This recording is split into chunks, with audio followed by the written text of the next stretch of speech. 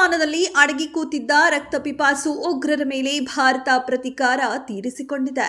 ಭಯೋತ್ಪಾದಕರ ವಿರುದ್ಧ ಭಾರತ ದಿಟ್ಟ ಕ್ರಮ ಕೈಗೊಂಡಿದ್ದು, ಪಾಕಿಸ್ತಾನ ಮತ್ತು ಪಾಕ್ ಆಕ್ರಮಿತ ಕಾಶ್ಮೀರ ಪಿಒಕೆನಲ್ಲಿ 9 ಭಯೋತ್ಪಾದಕ ಅಡಗುತಾಣಗಳನ್ನು ನಾಶಪಡಿಸಿದೆ ಮತ್ತು ಸರಿಸುಮಾರು 80ಕ್ಕೂ ಹೆಚ್ಚು ಭಯೋತ್ಪಾದಕರನ್ನ ಹೊಡೆದುರುಳಿಸಿದೆ.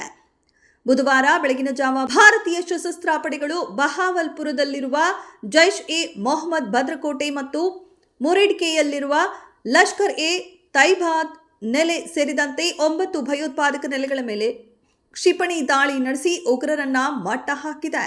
ಪಾಕಿಸ್ತಾನದೊಳಿನ ಭಯೋತ್ಪಾದಕ ಶಿಬಿರಗಳ ಬಗ್ಗೆ ಭಾರತ ಇಷ್ಟು ನಿಖರವಾದ ಗುಪ್ತಚರ ಮಾಹಿತಿಯನ್ನ ಹೇಗೆ ಪಡೆದುಕೊಂಡಿತ್ತು ಎಂಬ ಕುತೂಹಲಕಾರಿ ಮಾಹಿತಿ ಇಲ್ಲಿದೆ ನೋಡಿ. ಪೂರ್ತಿ ವಿಡಿಯೋ ವೀಕ್ಷಿಸಲು ಸಿರಿ ಯೂಟ್ಯೂಬ್ ಚಾನೆಲ್ನ ಫಾಲೋ ಮಾಡಿ.